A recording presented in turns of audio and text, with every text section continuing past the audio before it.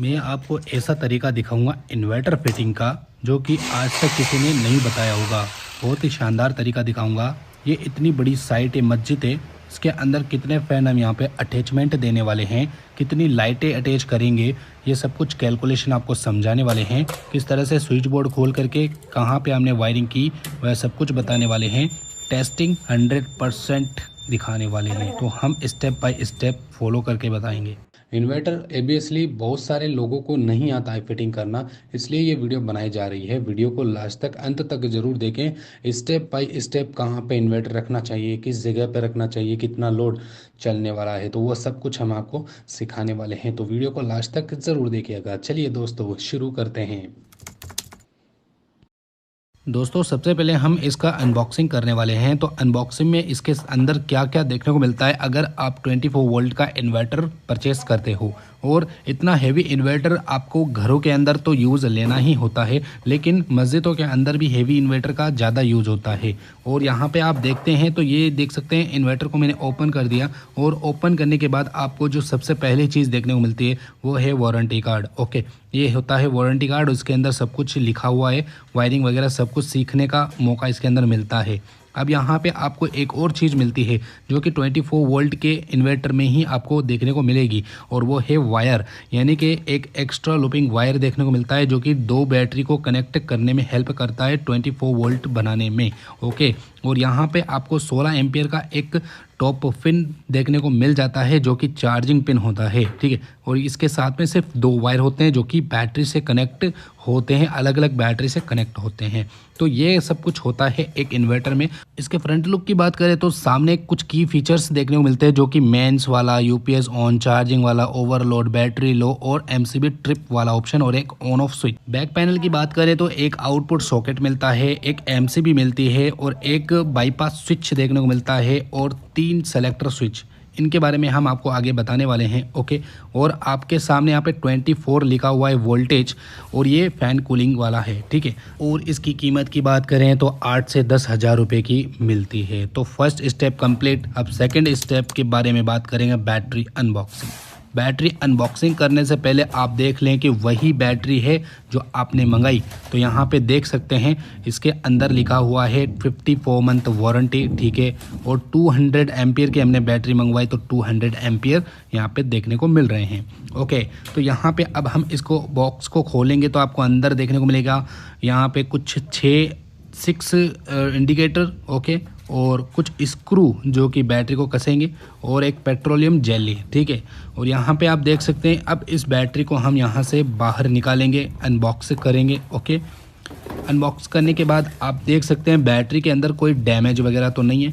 सब कुछ बैटरी के अंदर चेक कर ले, किसी सेल के अंदर पानी की कमी तो नहीं है। ओके, तो यहाँ पे सब कुछ चेक करने के बाद ही आप इंस्टॉलेशन का प्रोसेस यूज़ लें। ठीक है, तो ये हो गया हमारा एक बैटरी का अनबॉक्सिंग। अब हम दूसरी बैटरी का अनबॉक्सिंग करने वाले हैं। टर्मिनल्स वगैरह सब कुछ चेक कर रहे हैं। एक बैटरी 200 एम्पियर 12 वोल्ट की है, और प्राइस की बात करें तो करीबन 16-17 हज़ार रुपये के अराउंड आपको मिल जाएगा। ये दूसरी बैटरी, इसके अंदर भी चेक कर लें इंडिकेटर है या नहीं है, वाटर लेवल वाले स्क्रू वगैरह सब कुछ, डैमेज वगैरह सब कुछ चेक कर लें। ओके, इस बैटरी को भी हम यहाँ से रिमूव करेंगे, बाहर निकालेंगे, अनबॉक्स करेंगे, और बैटरी को इंस्टॉलेशन कैसे किया जाता है सब कुछ पूरा प्रोसेस आपको समझाने वाले हैं। ओके, तो इस बैटरी को भी पॉलीथीन से बाहर ज़रूर निकाल दें, नहीं तो पानी वगैरह इसके अंदर भर सकता है। ओके, पानी से अपने कपड़ों का दूर रखें, इसका एसिड कपड़ों को जला सकता है। तो इस चीज़ का आपको 100% ध्यान में रखना है। तो दोनों बैटरियाँ 200 एम्पियर की हैं, और दोनों बैटरी 12 वोल्ट की है। ओके, तो इन्वर्टर बैटरी अनबॉक्स हो चुकी है। अब तीसरा स्टेप हमारा एग्जैक्ट लोकेशन सही जगह पे होना चाहिए। बैटरी को आप इस थर्माकोल के ऊपर रख सकते हैं, क्योंकि नीचे मार्बल लगा हुआ है, तो मार्बल नमक की वजह से ख़राब हो सकता है, मतलब इसका एसिड, पानी वाला एसिड होता है, उससे ख़राब हो सकता है। ठीक है, तो आपको इस तरीके से इनके ऊपर रख दें ताकि मार्बल ख़राब ना हो। ठीक है, ये सबसे पहला आपको देखने को मिलेगा। और कुछ हवा वाली जगह पे रखना है बैटरियों को। इसके अंदर कुछ हाइड्रोजन गैस वगैरह निकलती है चार्जिंग के दौरान और डिस्चार्जिंग के दौरान, तो जो भी हाइड्रोजन गैस निकलती है तो वो हवा के दौरान बाहर निकल जाए। इन बैटरीज़ को रूम के अंदर कभी भी यूज़ ना लें, नहीं तो वह हाइड्रोजन आपके गले में सांस वगैरह के अंदर जाने की संभावना बनती है। तो एग्जैक्ट लोकेशन और एयर वाला लोकेशन जहाँ होता है विंडो वगैरह, उस जगह पे इसका उपयोग लेना चाहिए। बैटरी को दोनों को आपस में भिड़ाना नहीं है, दूरी दूरी बनाए रखें। और ये कुछ कनेक्शन होते हैं नेगेटिव पॉजिटिव, ठीक है। अब इनको 24 वोल्ट में करेंगे। तो फोर्थ स्टेप हमारा आता है बैटरी वायरिंग, ठीक। अब यहाँ पर आप देख सकते हैं, सबसे पहले हम स्क्रू को ओपन करेंगे कुछ इस तरीके से। स्क्रू को चेक कर लेना है प्रॉपरली, सब कुछ है इसके अंदर। एक बैटरी के लिए 2 स्क्रू हमें देखने को मिलते हैं। अब हमारे पास जो इन्वर्टर के साथ में एक कनेक्टर वायर आया है, उसको हम कनेक्ट करेंगे। प्लास की मदद से थोड़ा सा बैटरी के टर्मिनल को घस दें, क्योंकि उसके अंदर कुछ केमिकल्स लगे हुए होते हैं। अब स्क्रू को आप सबसे पहले बैटरी के पॉइंट के अंदर डालेंगे और इस बैटरी का जो कनेक्टर है उसको भी कनेक्ट कर देंगे नेगेटिव में। यानी कि आपको पहले नेगेटिव के अंदर इस वायर को कनेक्ट करना है, ओके। और अच्छे तरीके से इसको पाने की मदद से या प्लायर की मदद से आप अच्छे से टाइट कर दें। एक बैटरी के नेगेटिव में जोड़ दिया तो दूसरी बैटरी के पॉजिटिव में कनेक्ट करेंगे। तो इस कनेक्शन को बोला जाता है सीरीज कनेक्शन। तो सीरीज कनेक्शन से होता ये है कि आपकी बैटरी के डबल वोल्टेज हो जाते हैं, एम्पियर सेम रहते हैं। यानी 200 एम्पियर की बैटरी है तो 200 एम्पियर रहेंगे, बट वोल्टेज इंक्रीज हो जाएंगे, यानी 12 वोल्ट नहीं 24 वोल्ट हो जाएंगे इन दोनों टर्मिनल्स पे। यहाँ पे ये दोनों टर्मिनल्स आप देख रहे हैं, इन दोनों टर्मिनल्स में देखेंगे 24 वोल्ट आउटपुट आपको देखने को मिलेगा, 200 एम्पियर, ओके। अब यहाँ पे आप देख सकते हैं सब कुछ हमारा काम कंप्लीट। अब इन्वर्टर को सेटअप करेंगे। इन्वर्टर को हम एसी के ठप्पे के ऊपर रख देंगे या फिर कोई स्टूल आप अलग से बनवा सकते हैं। इसको भी बैटरी से दूर रखिए। अब 5 स्टेप हमारे पास आता है इन्वर्टर वायरिंग।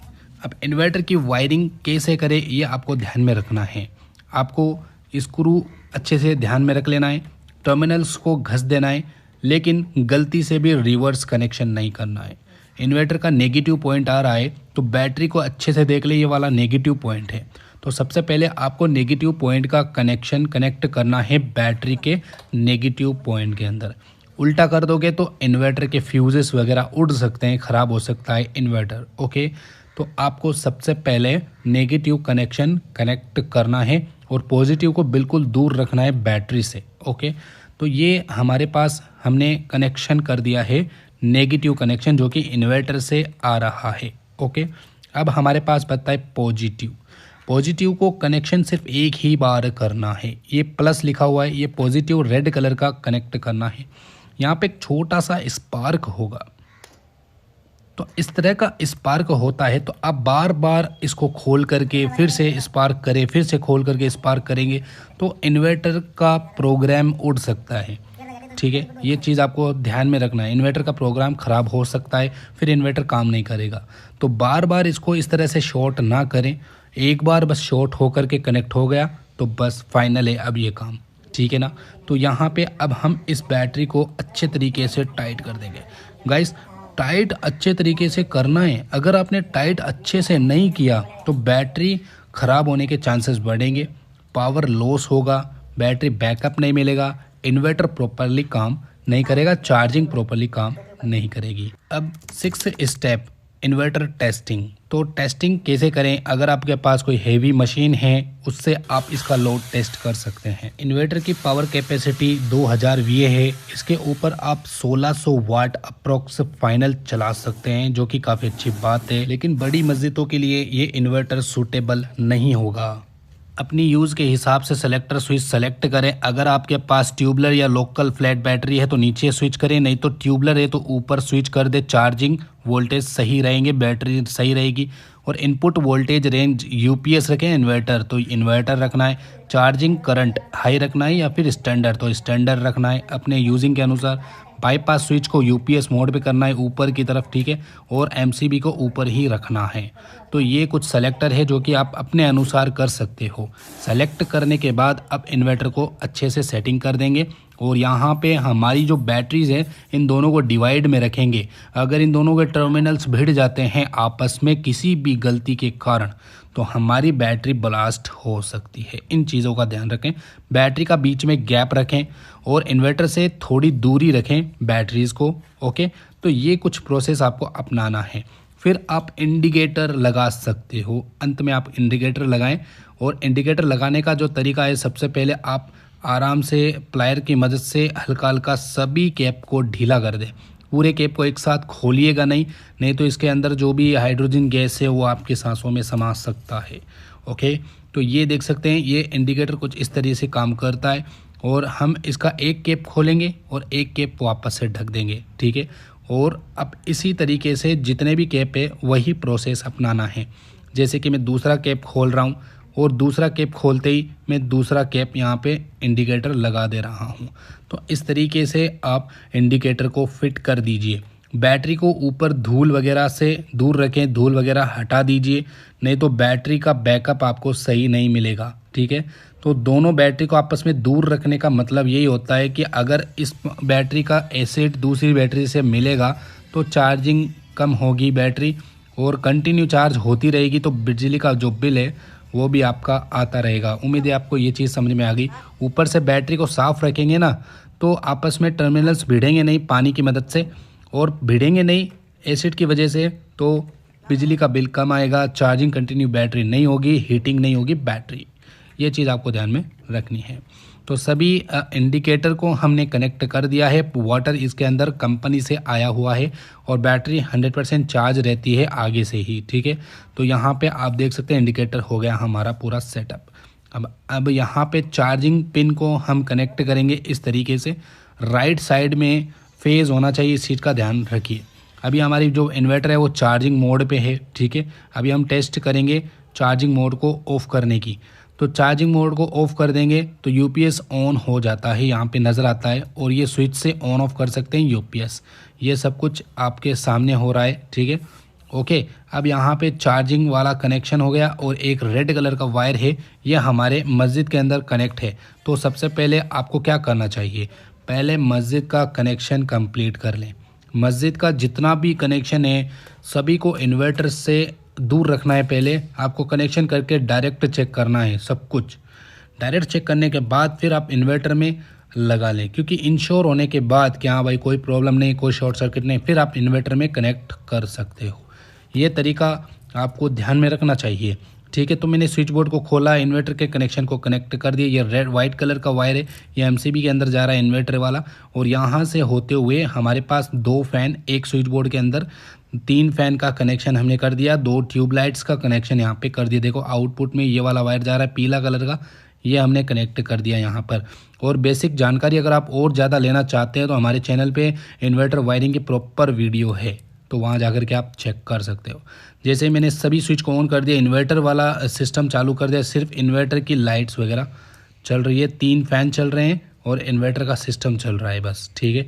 और इन्वर्टर को ऑफ करते हैं, मेन लाइन चालू करते हैं, तो आप देख सकते हैं सभी फैन चालू हो जाते हैं इन्वर्टर वाले को छोड़ करके। तो ये 2 एमसीबीयाँ, एक मेन लाइन की और एक इन्वर्टर की है, ओके। और ये मस्जिद का पूरा काम है, इसकी वीडियो हमने बना नहीं पाए हैं गाइस, इसके लिए सॉरी, ओके।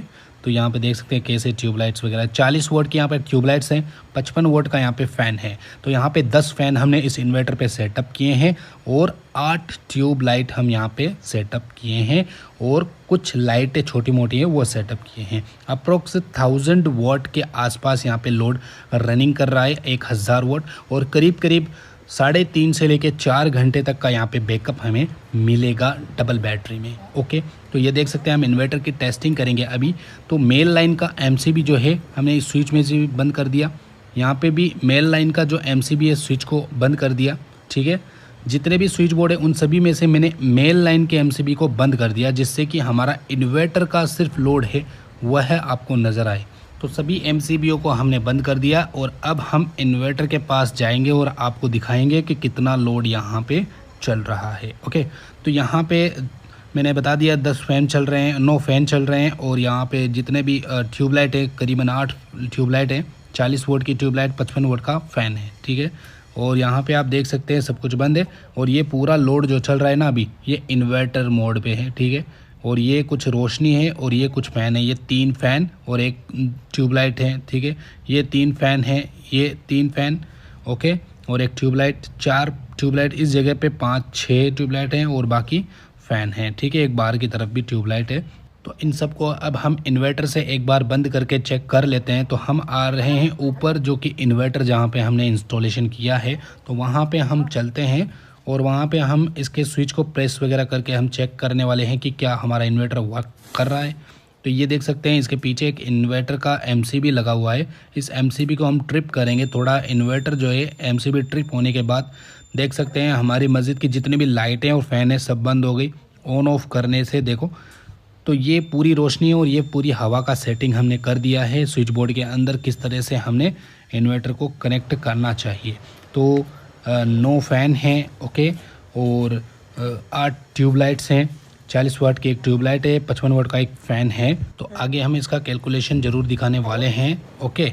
तो ये था हमारे इन्वर्टर का फुल सेटअप और हमने आपको स्टेप बाय स्टेप कैसे फिटिंग करना है ये सब कुछ हमने आपको सिखाया। और अब हम आगे बढ़ते हैं कितना बैकअप हमें यहाँ से मिलने वाला है। तो फ्रेंड्स, इस इन्वर्टर का पावर कैलकुलेशन की बात करें तो ये 1800 वाट प्रॉपरली, 1600 वाट इसके ऊपर आप लोड दे सकते हो, ठीक है, प्रॉपरली। और यहाँ पे 400 एम्पियर की बैटरी कनेक्टेड है, यानी कि 200 एम्पियर की बैटरी कनेक्टेड है। तो 400 एम्पियर हो गए, लेकिन 24 वोल्ट का हिसाब से देखें 200 एम्पियर कहा जाता है। और इसके ऊपर अप्रॉक्स 1000 वोल्ट का लोड है। तो 1000 वोल्ट तकरीबन अगर 12 वोल्ट से चलाया जाए तो 100 एम्पियर के अप्रॉक्स यहाँ पे कंजप्शन होगा प्रति घंटा, ठीक है। तो 400 वाट के हिसाब, सॉरी, 400 एम्पियर के हिसाब से 100 एम्पियर का अगर लॉस हो रहा है प्रति घंटा, तो आप देख सकते हैं 4 घंटे का यहाँ पे बैकअप आपको मिल सकता है। और इसके अंदर 55 वोल्ट के करीबन 10 फैन हैं, ओके, और 40 वोल्ट की करीबन 8 ट्यूबलाइट्स हैं और बाकी छोटे मोटे अदर्स लोड हैं, जिसकी वजह से 1000 वोल्ट कंजप्शन यहाँ पे इन्वर्टर पे होने वाला है। तो 1000 वोल्ट अगर आप लोड चलाना चाहते हैं तो ये सेटअप आपके लिए बहुत ही अच्छा रहेगा।